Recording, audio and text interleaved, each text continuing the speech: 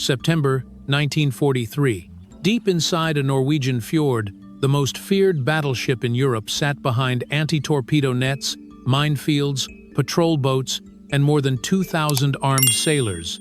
For nearly 3 years, the Royal Navy had tried to destroy her and failed every single time. Bombers had flown more than 700 sorties without scoring one direct hit. A carrier aircraft strike had failed. A human torpedo mission had failed in a storm before it could even reach the target. Winston Churchill had already written that her destruction was the single greatest prize in the entire war. And yet, when the answer finally came, it sounded almost insane. The plan was to send 4 men in a submarine barely larger than a London bus, a craft with no torpedoes and no guns, through a minefield, past anti-submarine nets, past anti-torpedo nets, and then place explosive charges by hand beneath the keel of a battleship weighing 52,600 tons. Naval planners called it nearly suicidal. But the crews did not hesitate. They volunteered at once. On the 22nd of September, 1943, at 8:12 in the morning, the seabed beneath the German battleship Tirpitz erupted. What followed was 6 months of paralysis, 2 Victoria Crosses, and a turning point in the naval war that had seemed unreachable for years. To understand why that moment mattered so much, you have to understand what Tirpitz really was. She arrived in Norway on the 16th of January, 1942. From that day onward, she did not need to fire a single shot to inflict damage. The threat alone was enough. The Royal Navy was forced to keep at least 2 modern battleships and a fleet carrier on permanent watch at Scapa Flow. Those were capital ships desperately needed elsewhere, in the Mediterranean and in the Indian Ocean. The Americans were even asked to send warships to help contain the threat. 3 vessels, including a fast battleship, crossed the Atlantic for one reason only: to watch a German warship sitting at anchor. Her specifications explained the fear. Tirpitz displaced 52,600 tons at full load, making her the heaviest battleship ever built by a European navy. She was 823 foot long. Her main armament was 8 15-inch guns mounted in 4 twin turrets.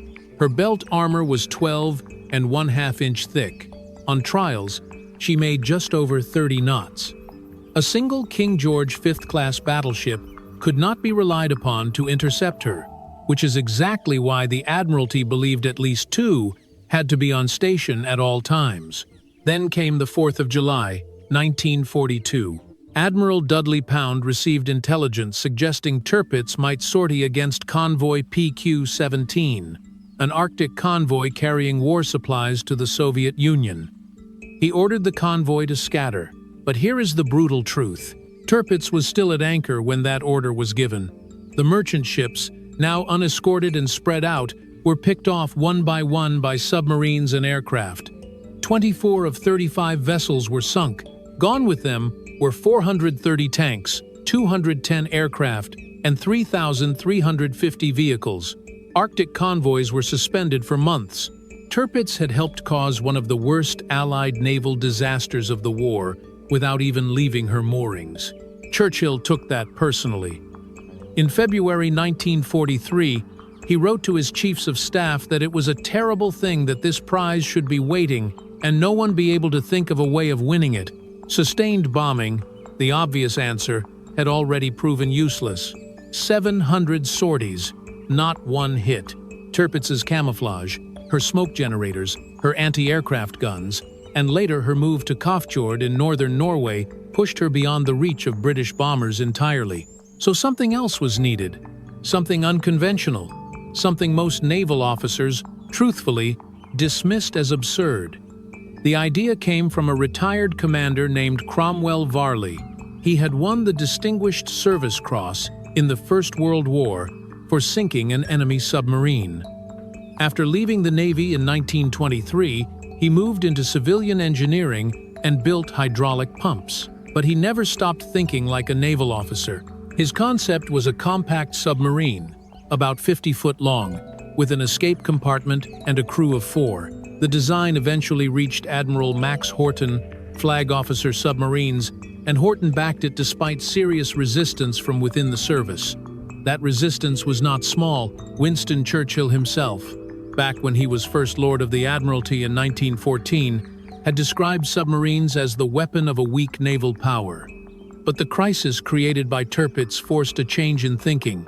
The Admiralty set up a shell company called Varley Marine Limited at Hamble, near Southampton, and under tight secrecy, the first prototype was built. The result was the X-Craft. These vessels were engineering miracles of compression. Production versions measured 51 foot and 3 inch in length. They displaced 27 tons on the surface and 30 tons submerged. Their diesel engine was a Gardner 4LK 4-cylinder unit, the same type used in London buses, producing 42 horsepower. For underwater running, an electric motor delivered 30 horsepower. Maximum surface speed was 6½ knots. Maximum submerged speed was 5½ knots. And inside that tiny hull, 4 men had to live, function, and fight. The interior was brutally cramped. The widest space was barely 5 foot 9 inch across. There was standing headroom in only one place, directly beneath the periscope, where the height reached 5 foot 8 inch. The pressure hull was divided into a forward battery compartment, a control room, and an engine room. Between the control room and the engine room sat the feature that made the mission even possible: a wet and dry compartment. In simple terms, it was an airlock. It allowed a diver to leave the submerged craft, cut through anti-torpedo nets, and then return alive. The periscope, steering wheel, trim controls, and depth gauges were all packed into a space smaller than a domestic bathroom. The weapons system was as improvised as it was deadly. Instead of torpedoes, each X-Craft carried 2 detachable side charges, one clamped to each side of the hull.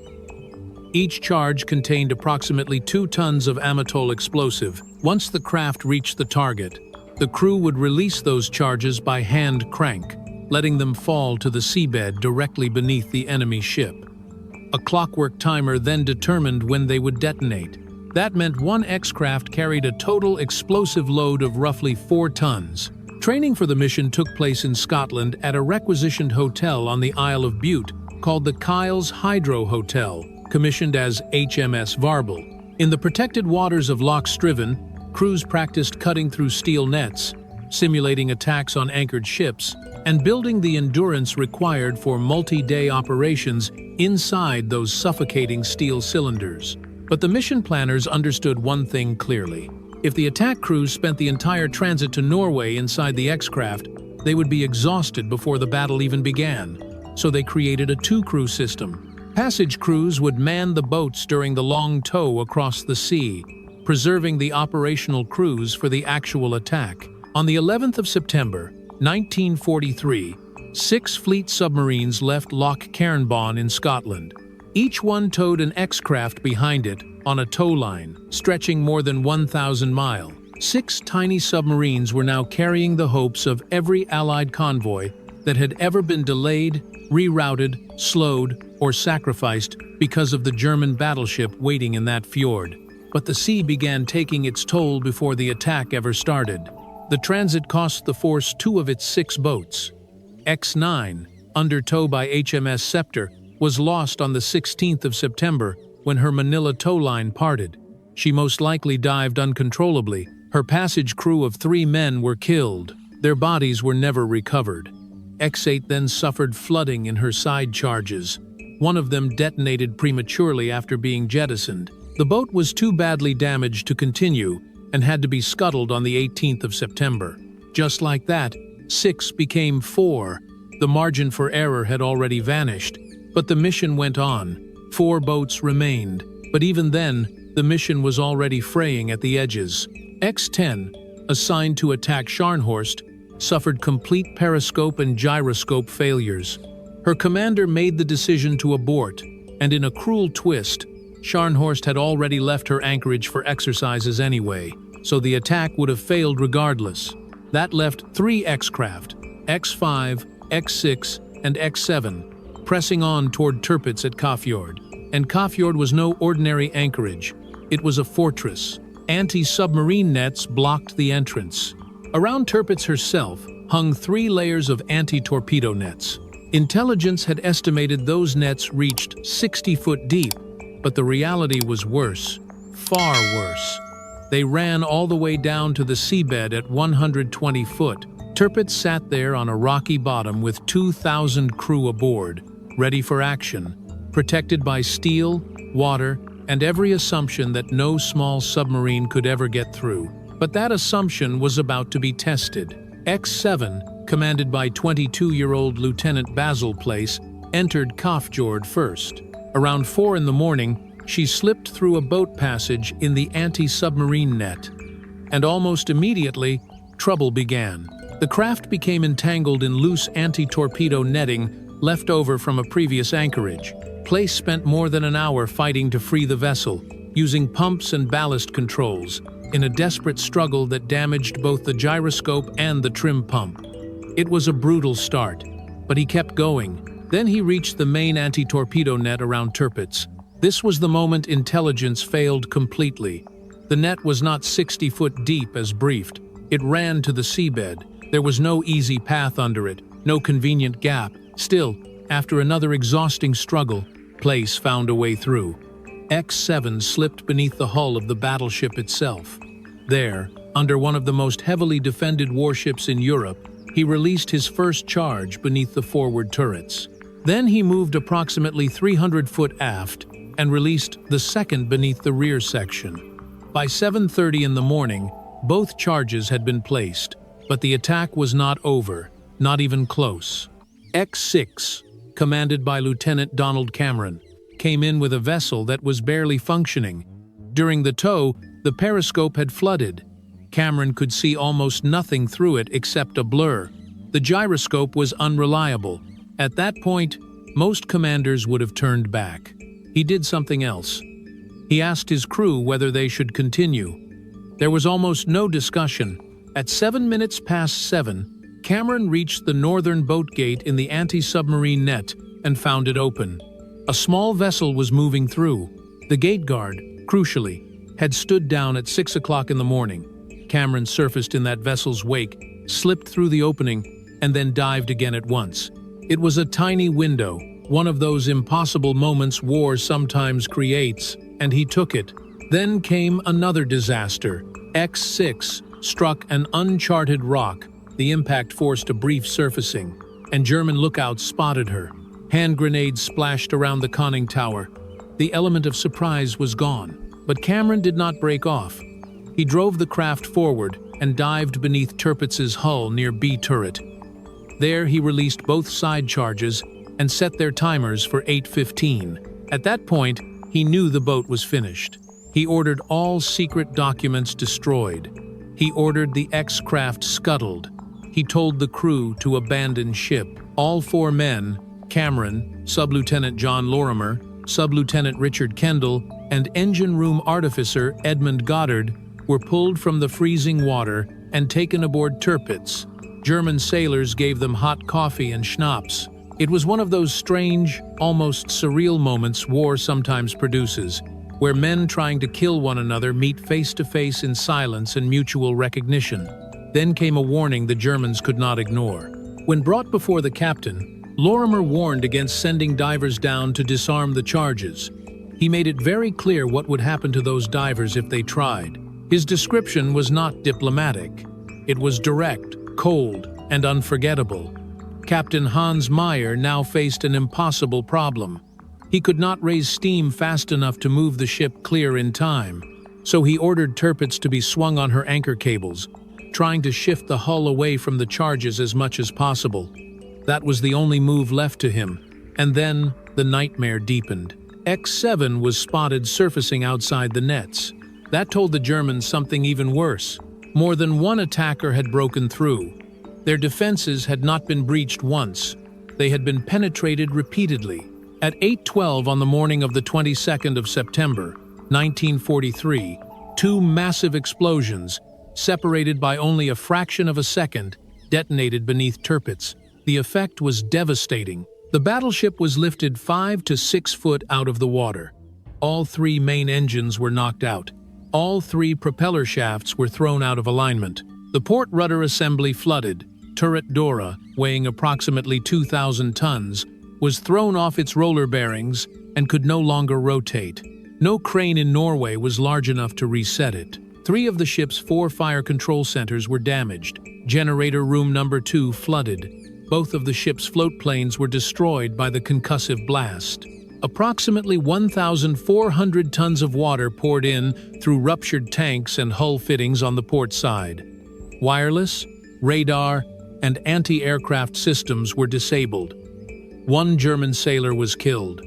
40 were wounded. And Tirpitz never again fired her main guns in an offensive action. The men in the X-craft paid dearly for that result. X-7 had been shaken loose from the nets by the detonation. Place brought the now uncontrollable craft to the surface under heavy fire. He climbed out waving his white sweater, then stepped onto a floating practice target just as X-7 sank beneath him. Sub-Lieutenant Robert Aitken escaped from the sunken craft nearly 3 hours later using escape apparatus. But Sub-Lieutenant Whittam and Engine Room Artificer Whitley could not get out. They died inside. German sailors later recovered their bodies and buried them with full military honors. X-5 never returned. She was spotted near Tirpitz and destroyed by gunfire. All 4 of her crew were killed. In a matter of minutes, the Royal Navy had crippled the most feared battleship in Europe, but it had done so at a terrible cost. With men trapped underwater, men shot under fire, and men who knew from the beginning that the mission had been described as nearly suicidal for a reason, still, the result could not be denied.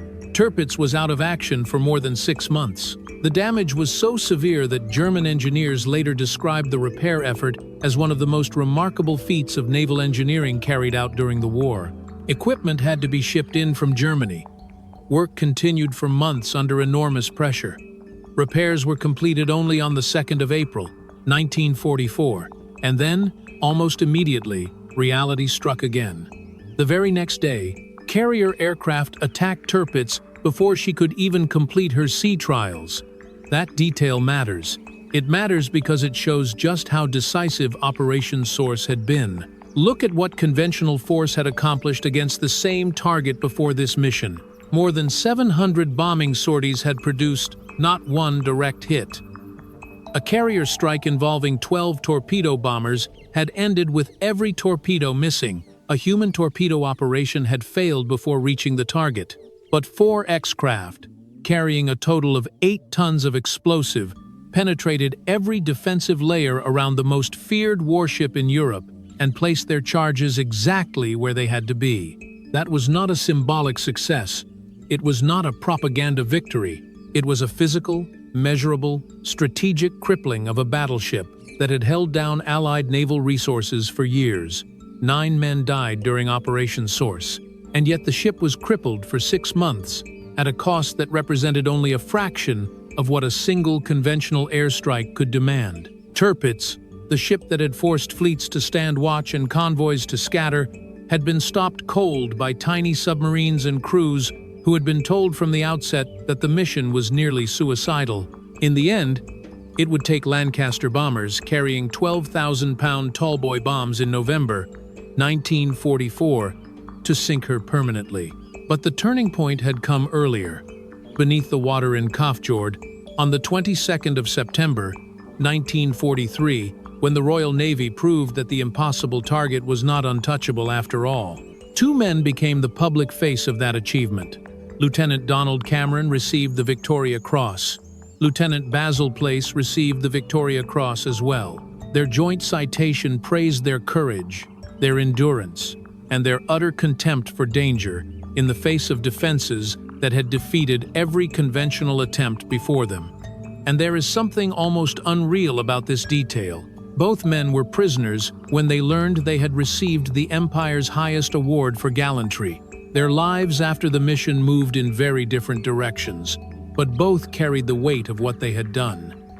Cameron later went on to command HMS Dolphin, the submarine base at Gosport. He died in 1961 at the age of 45. Place transferred to the Fleet Air Arm, flew jet aircraft in the Korean War, commanded warships, and retired as a Rear Admiral in 1970. He died in 1994. The X-Craft program itself became one of the most extraordinary small boat efforts of the war. In total, it produced more than 36 vessels, accumulated 167 honors, and earned 4 Victoria Crosses across the conflict. That included a second pair awarded for the attack on the Japanese cruiser Takao in Singapore in 1945. But when everything is stripped away, the heart of this story remains fixed on one date, the 22nd of September, 1943. Churchill had written that no other target in the entire war was comparable to Tirpitz. 700 sorties of conventional bombing proved he was right about the difficulty. 24 men in 6 tiny submarines proved he was right about the prize. The Royal Navy had created a weapon that existing doctrines said should not work. It had given that weapon to men who were told the mission was nearly suicidal. It had sent them more than 1,000 miles under tow, toward a fjord packed with nets, mines, patrols, and steel. And those men still went in. They crawled beneath the most feared warship in Europe and stopped it cold. That was not luck. That was not accident. And really, it was not just bravery on its own. It was innovation, discipline, endurance, and nerve fused into one operation that changed the balance of naval pressure in the North. The answer to an impossible problem did not come in the form of the biggest fleet or the heaviest bomb. It came in the form of a vessel barely bigger than a bus, carrying men willing to go where larger ships and larger plans had failed. That is why Operation Source still matters. Not because it was dramatic, though it was, not because it was desperate, though it certainly was, but because it proved that the right answer to an impossible problem is not always the largest one. Thank you for listening. Please comment, like, and subscribe if you found this useful, or leave your thoughts and suggestions for us in the comments below.